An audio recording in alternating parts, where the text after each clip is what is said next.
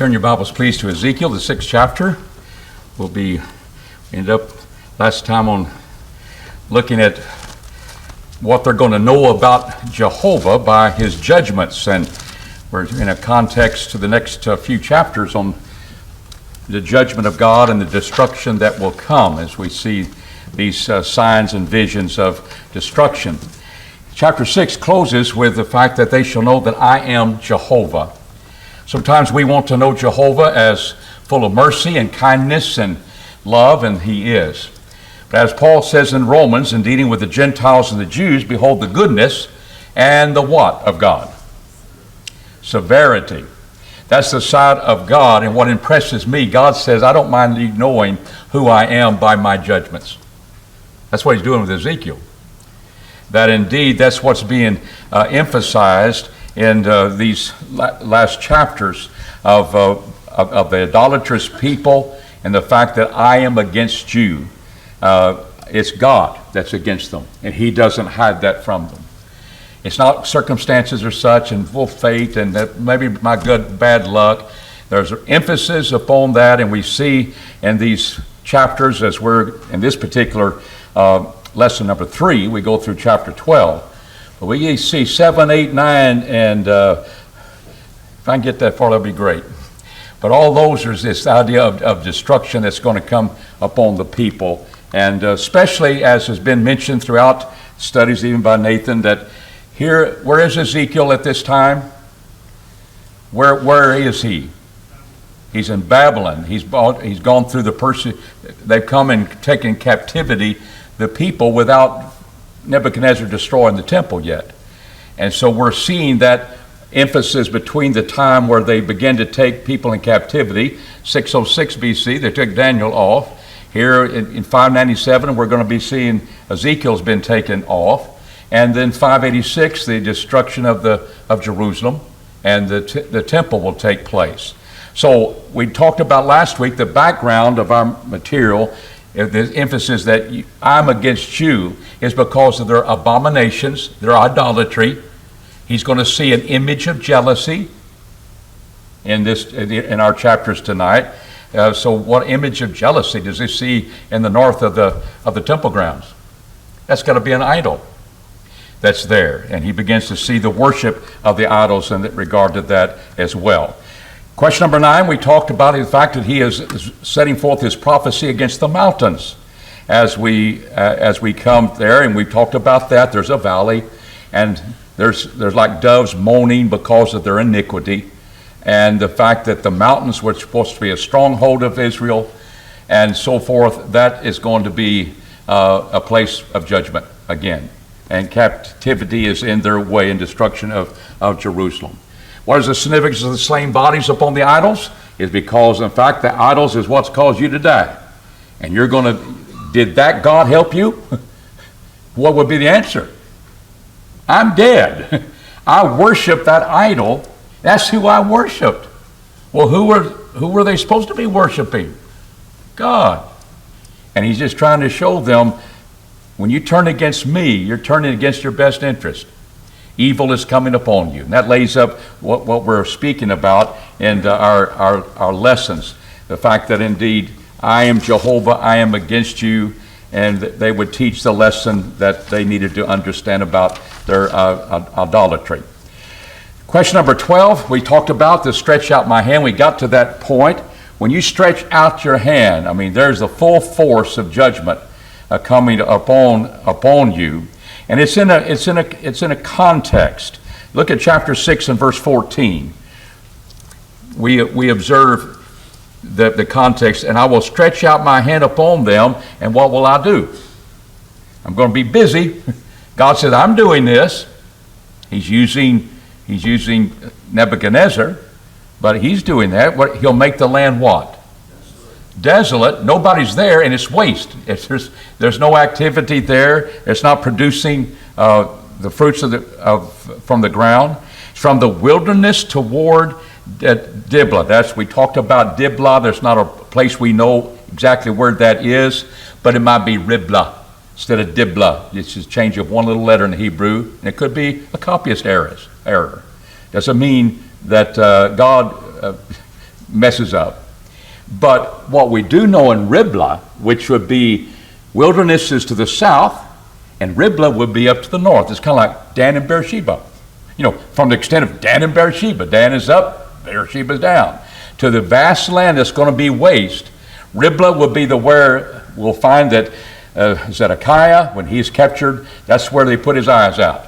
That's where God's people are going to be put to death, the people who are been the leaders. Riblah is where they would be, and that may be what we're seeing here. Or it may just be the idea wherever Diblah was is probably to the north, where on the Rontus River where Riblah is, all the way to the wilderness section, which is south of Jerusalem. I will stretch out my hand, it's not too short to reach you. My people, the Jews, are going to be punished, and they're going to be, even though they're in captivity now, Jerusalem will be destroyed. That's the point that we're getting at. All right, we come to now what we're studying this evening, and chapter 7 is where we're going to be looking at, and where it just says, these first 4 verses, I think, are instructive. He said, moreover, the word of Jehovah came unto me, saying, thou son of man, Ezekiel is called the son of man, which is interesting, that's who Jesus is, identifying with man. Of course, Ezekiel's not deity, as Jesus was, but he's identifying with man, being a prophet and so forth, and God's prophet. Thus saith the Lord Jehovah, unto the land of Israel. He'd been prophesying to the mountains, now to the land. He says, an end. If you don't hear it, he said, the end is coming. Did you hear him? An end is coming. And it's coming upon the 4 corners of the land. I don't think there's a 5th one. That's showing complete coming of judgment. It's going to cover all of you. And there's people saying, we're going back to Jerusalem a couple of years. We'll be out of here. And those are the false teachers that Ezekiel is trying to overcome in their teaching, and let the people know the teaching. He emphasizes again, verse 3, now is the end upon thee, and I will send mine anger upon thee, and will judge thee according to thy ways. My anger, your ways. Justice. The judgment is always just with God. Well, you didn't give me a chance. It wasn't fair, and all of that sort of thing. It's your ways that are being punished. To thy ways I will bring upon thee all thine abominations. You're the ones that have been offering the idolatry, and I'm not taking it anymore. God's long suffering, God's loving, God doesn't want the people to die. One day judgment comes. Ezekiel is telling them it's coming. It will be an end. And mine eye shall not spare thee, neither will I have pity. I'm the one that will not spare thee. I will look upon thee. I'm the one will not have pity, but I will bring thy ways upon thee, and thine abominations shall be in the midst of thee, and ye shall know I am Jehovah. But God, I think that's a little cruel. Is there going to be in the end time judgment, is there going to be a higher court that we can appeal to? That God's just pretty mean. He's Jehovah. And we're learning his ways here. Now, emphasis, end, the end, in the end. He keeps mentioning that. Well, that wasn't the end of God's people, the Jews, was it? That wasn't the end of Jerusalem. It wasn't the end of Judea. He said it's the end. It's the end. And so we have to realize, well, what do you mean by that? Well, what are they saying that's not going to come to fruition? Jerusalem will not be destroyed. It will be. Will it be built back? We know it will be. It was. Laying the groundwork for the coming of Jesus. So an end has its contextual setting of how we understand what he meant by the end. And what's happening, they're thinking Jerusalem is going to be spared. The temple will be spared. And that's what we're getting ready to get into. The temple. You want to talk about the temple? God's got a problem with that. And he's going to bring judgment upon that. That temple will be destroyed. And Ezekiel is laying that groundwork there that indeed you will not be spared. Indeed, that end is going to come upon you, and you've got to be ready for that. I want you to see there's 6 phases in chapter 7. We're not going to just nail them down, but it's all dealing about destruction. He announces it. He emphasizes it again. He talks about certain judgment. He's talking about you won't have enough money to buy your way out. All of these sections we're looking at, 7:1 through 4, is that God is announcing that judgment is indeed coming. And you shall know that I am Jehovah. In chapter 5, he re-emphasizes this, verses 5 through 9. Let's read those together.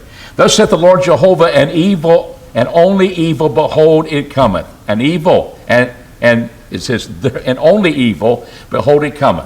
Again, in the Bible, we talk about evil being a moral term, the idea of sin. It's right or it's wrong. It's wrong or right. And it is evil if indeed we don't do what is right. We're not talking about a moral point about evil. We're talking about that which brings discomfort. We're going to talk about that brings calamity. Something that you don't like coming, and you're going to be affected by it. Therefore, you said, that's evil. That's evil. That hurts. And that's the way he's using this evil that is coming upon them. That's how God creates evil in the Bible. And you say, well, he did. He's a holy God. Well, you've got to expand your thoughts of contextual setting where things are and how words are used. Sheol can be the grave.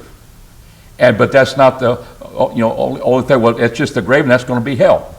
And that's going to be Hades.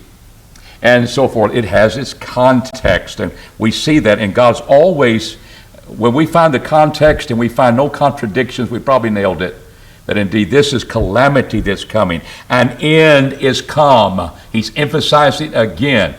An end that's bring judgment upon the sin, and this was not about morality, it's about correction.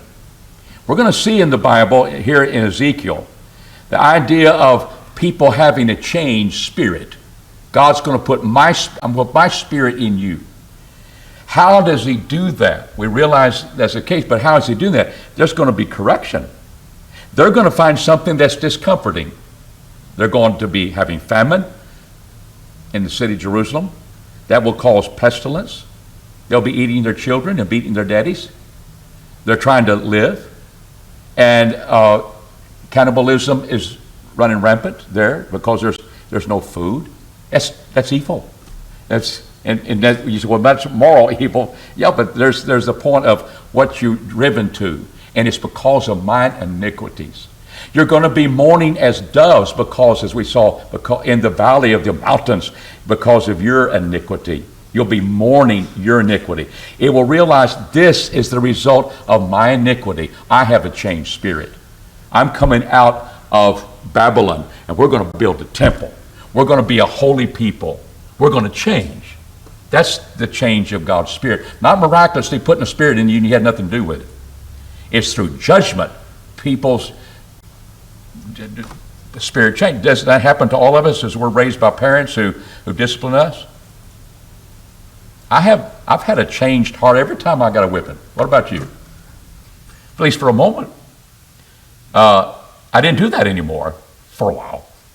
I may have to be reminded again. But the point is that he's got a better attitude now. Yeah, I do. I don't want to get whipping again. And punishment, it's evil. It hurts. That's kind of what we're looking here of the judgment. So at the end, it'll be that judgment coming upon the people of Israel. And judgment is indeed coming. I don't have a question verses 14 through 18, but let's just kind of go through verses 10 through 13.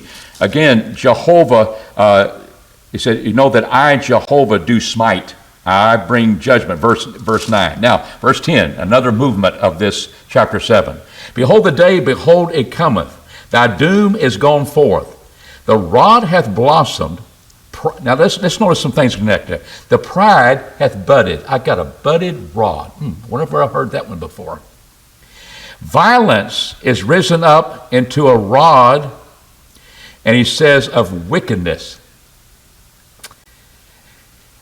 None of them shall remain, nor of their multitude, nor of their wealth, neither shall there be enmity among them. The time is come, the day draweth near, let not the buyer rejoice. For wrath is upon all the multitude thereof. For the seller shall not return to that which is sold, although they be yet alive. For the vision is touching the whole multitude, therefore none shall return, neither shall any strengthen himself in the iniquity of his life. How many of you thought, well, the rod that budded, that was Aaron's rod, right? You ever notice the context when Aaron's rod budded in a certain context where there was evil taking place? When they wanted to say what, his rod would bud and look up to him, what's the context of that? I read in Numbers 16, 17. If you ever go, you'll read that if you haven't read it already, about the rod that buds. And what happened is that the sons of Korah in number 16 were saying, you're taking too much on you. We're all holy. God didn't have to work through us through you. And the sons of Korah, they're the ones that revolted. Now what happened to them? What happened to the people connected with them? There were 250 princes of sons of Korah. They had their censers. And then we know what happens to them. Fire comes down when they're trying to run off, and fire takes care of them. But what happened to the people that were connected with him? The earth opened up, and they went alive to Sheol. I just thought about what that was like. How men, children, boys, girls, husbands, wives, fathers, mothers, and the horror and the sudden silence. Done. And number 17 is when you put all the 12 tribes and you put Aaron's rod among them, and Aaron's rod is the what that buds. And they find out who God speaks to.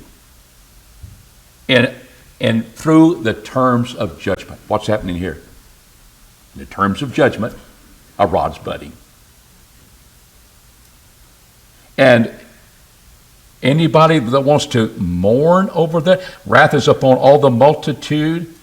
For not the seller, nor the seller, they're not going to rejoice, nor the seller mourn, for the wrath is upon the multitude thereof.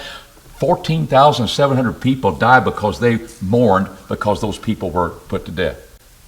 Mourning, judgment, Aaron's rod is budding. I think he's talking about that point. And bring it to, at least fits, and realize this. Now, here's the other thing he adds to it, buyer and sellers. The days of Jubilee, they'll be where you just kind of, if everybody got bankrupt and so forth, they start over again.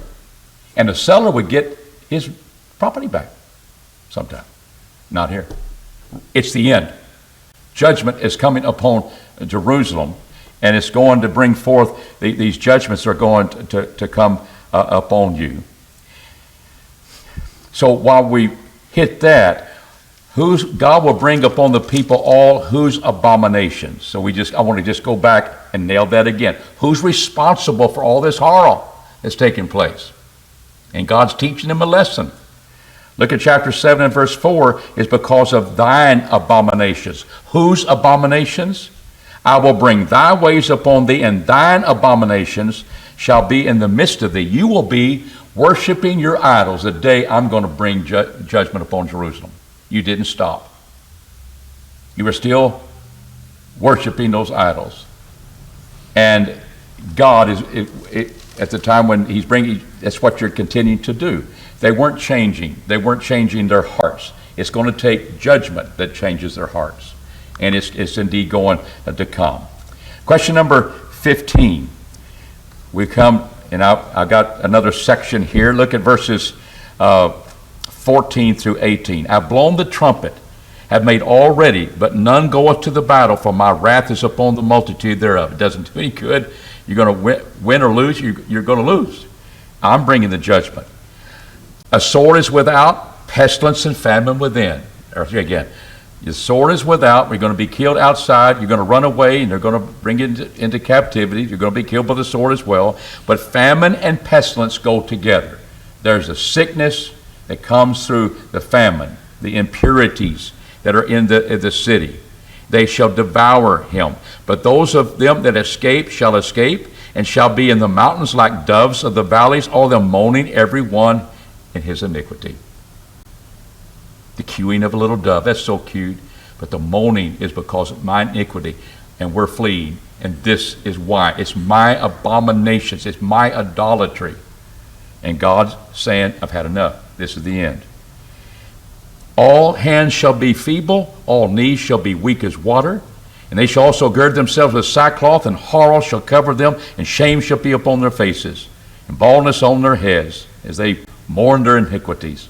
And they shall cast their silver in the streets, and gold shall be an unclean thing. Their silver and their gold shall not be able to deliver them in the day of his wrath. What does that say about materialism? We're going to put our dependence upon gold and Bitcoin and all of that. That's not going to save you. And that's going to be what the enemy plunders. And we know that God used Nebuchadnezzar and used his kingdom, but they would bring back the vessels connected with the temple, and they would abuse them with their idolatrous ways when they go to Babylon. And that's what was happening there. And he says in verse 21, I will give it into the hands of the strangers for a prey, and in the wicked of the earth for spoil, and they shall profane it. My face shall turn from them, and they shall profane my secret places, and robbers shall enter in and profane it. Here's the coming in to destroy the temple. He says, make the chain, for the land is full of bloody crimes. So what's the chain connected with? That's what they would put on people as their buttocks were exposed and walk them across the land as a defeated people. Chains. And because not only were they practicing idolatry, they were taking innocent blood. They weren't being a holy people or a righteous people because of their bloody crimes and so forth that we see there. Then we come to our question 15. Blank cometh, and they shall seek blank, and there shall be blank. What does verse 25 say in your Bible? What's coming? Destruction's coming. And they shall seek what? Peace. And there shall be what? None. Destruction is coming. You're seeking peace, and you don't find any. That's an end. There's always an opening. There's always a time where we don't have to go through this. They're having to go through it. And Ezekiel is driving that home to their minds. And that becomes very, very important. So destruction cometh. You're not going to have peace. Verse 26, mischief shall come upon mischief. Rumor shall upon rumor. They shall seek a vision of the prophet. But the law shall perish for the priest and the counsel from the elders. You're going to be wanting somebody saying peace. Prophets are talking. They're still doing that when destruction comes upon them. The king shall mourn, the prince shall be clothed with desolation, the hands of the people of the land shall be troubled, and I will do unto them after their way. I will do it after their way, and according to their deserts will I judge them, or deserts their actions, and they shall know that I am Jehovah. Again, knowing God by judgments. And that's what we're looking here. Any questions on that before we get into chapter 8? Because it's going to continue, but he looks at it in a different way all the time. The vision at the beginning of chapter 8 is occurring for the what time? Here's a time where we're seeing a time frame, but we see something in what he's experiencing that we've seen before. So what's occurring here for the blank time? What have you seen before that's occurring here? It'll be the second time. Do you see glowing metal? Do you see an image of maybe a man, though your Bible, my text here doesn't say that, but then you see his waist, he must be a man. But you see fire. Fire above, fire beneath his waist. And the cherubim, all of these things, we've seen that before. And what did that, I asked him the question when I was gone, but I think y'all covered it, and I think it was left for me to answer. I'm answering it. The two things you see in that image in the first chapter is his glory and his holiness, or his idea of his omniscience and omnipotence, which gives him the glory. But there's a sense of his knowing, seeing, and acting on his own. All-powerful God. And yet it's the glory of it. But what's the glory here? It's fire. It's fiery. And that can be very destructive. But he is now a year and 2 months from the beginning of his first time seeing this. A year and 2 months. It's in the 6th year, in the 6th month, on the 5th day. And it was the 5th year, on the 5th month, and when he saw this. But here we find that here's that day. I sat in my house, so he had his own house. Where is he? He's in Babylon. And the elders of Judah sat before me. So you had Ezekiel, a prophet, the elders sitting before him in his house. There was a sense of arrangement of order, of saying, here's a man of God, and we, the elders, better listen to him. That's taking place. But what happened on this occasion is that the hand of the Lord Jehovah fell there upon me, and he said, then I beheld, and lo, a likeness as the appearance of fire from the appearance of his loins and downward. That's why, hey, we got a man. We got appearance of a man, but his emphasis is fire.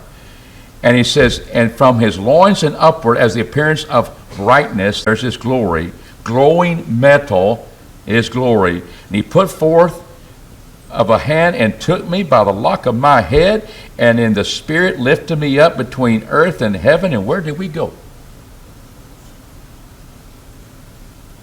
Where did they go? They went to Jerusalem. You think by vision? Or did he actually just take it by the head of the hair and went from Babylon there? Boom, there you go. He's in a vision. He's in the spirit. And God's glory has come down. God makes his presence known in glory, in glorious terms, where you don't misunderstand how glorious it is, but it's with fire, and that fiery hand just comes out of that fire, takes him by his head, and they go in the visions of God to Jerusalem, to the door of the gate of the inner court that looketh toward the north. So you have the temple sitting there. It looked toward the east, and the east and the west, and the north will be here as you enter into that area from the outside court. And this is where was the seat of the image of jealousy, which provoketh to jealousy. I am a jealous God. I will have no other what before me. God's let it be known, the old law, and it didn't change. You're not going to have any image before him. So he's coming here and he sees that image. Behold, the glory of God of Israel was there according to the appearance I saw in the plain, like I saw it before. This is the second time in which he's having this vision, and now we're seeing the temple and what all the disgraceful things that are happening in the temple. And we see that in chapter 8.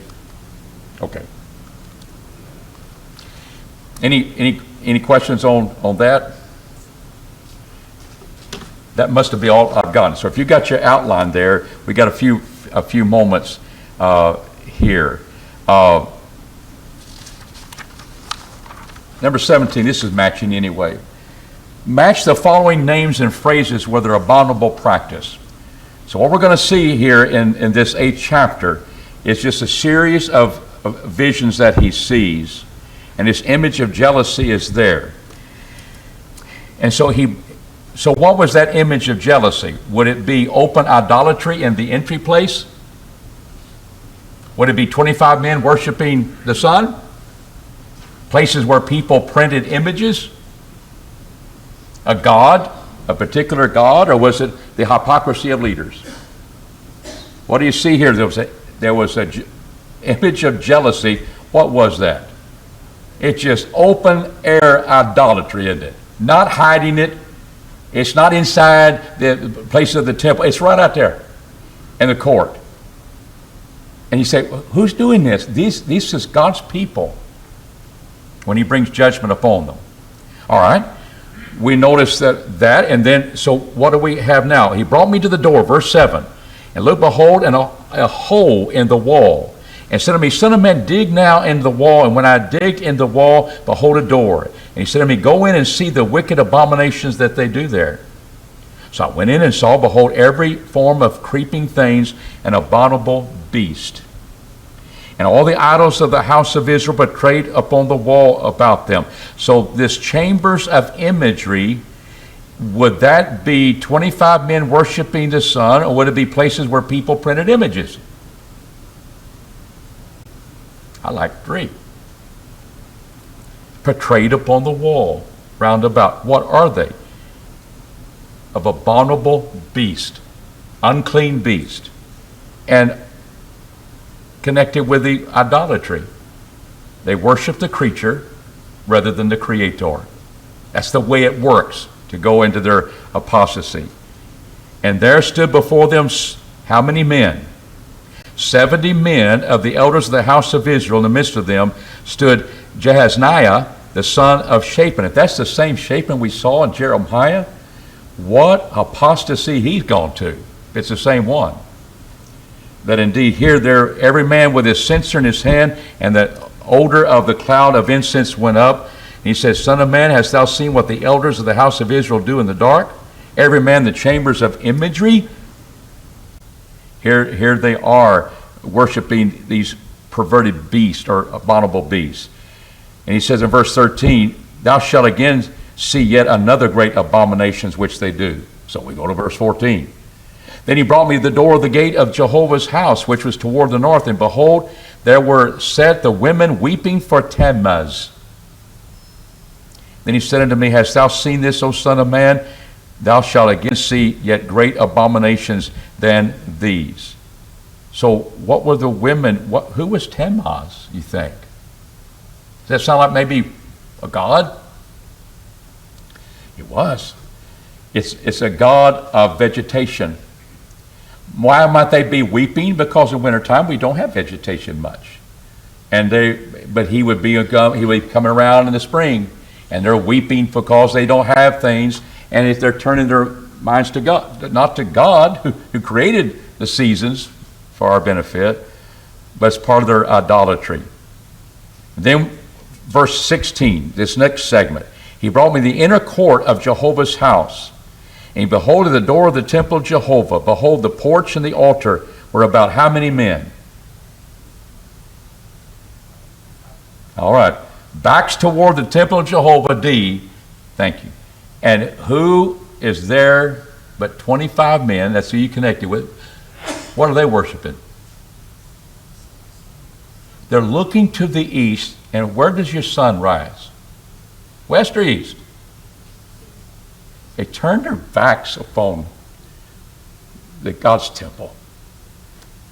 Whew, there's our God. Whew, that big sun.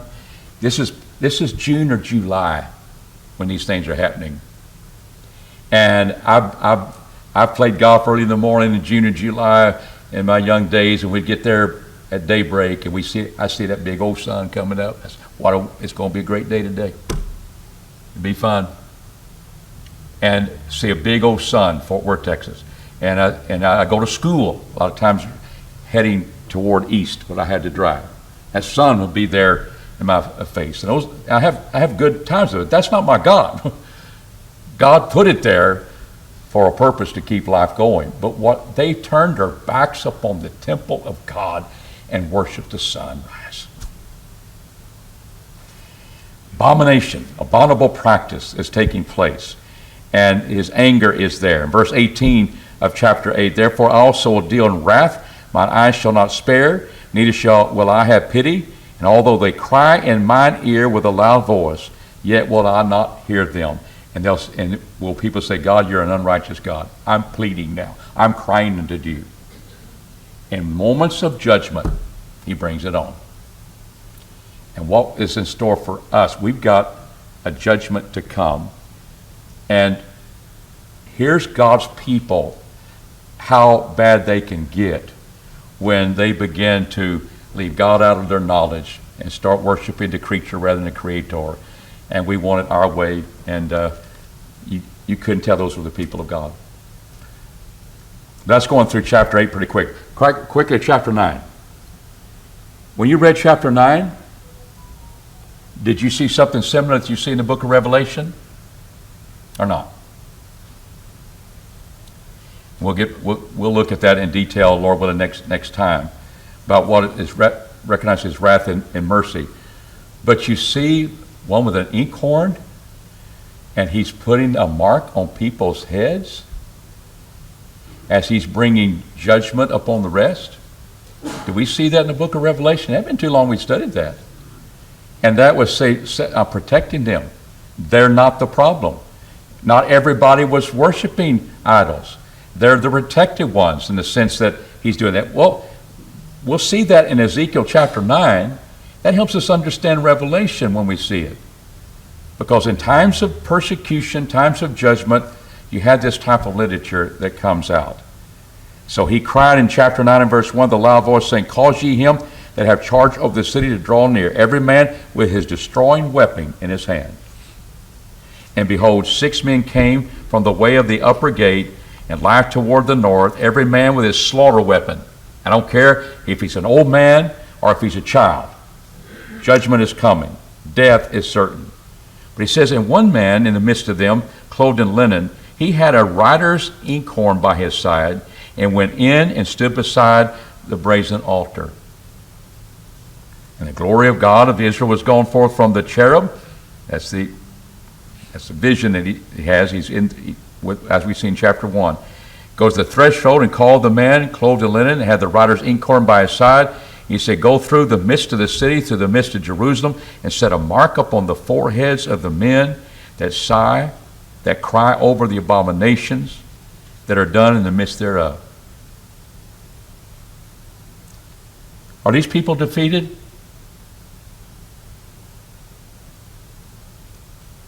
They cried, they didn't like what's happening.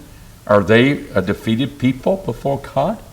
Well, they're going to undergo, the judgment is going to come upon all the land, but he's recognizing you're protected unto me. I know you're not the problem, but you're going to suffer the consequences of that. And this idea of being set apart of God's glory, even though we die in Revelation, we are victorious. And I can see, if a country goes down and we mourn and cry because we were supposed to be a nation following after God, and I realize that's the secular world. I don't want the church to ever come that way. But in times when judgment is coming and we can't avoid it, don't hold your head down because what's happening, there's something wrong. We can cry and moan and fight all the ungodliness that we have in our being and still be defeated by the forces of evil. And sometimes it is God trying to teach us a lesson, and we need to be listening to that. But we're not defeated.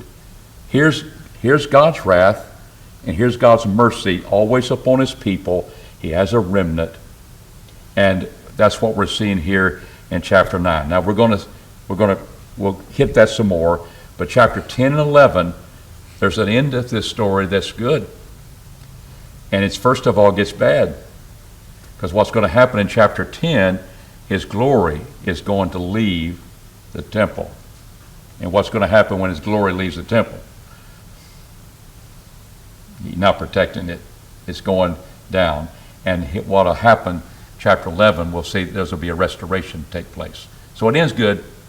And but it's kind of like the book of Revelation too. That all of a sudden we don't understand Revelation. We understand accurately Ezekiel and Daniel. I think we have a good grasp of that. So we'll hit on that some more. Any questions or comments you want to add?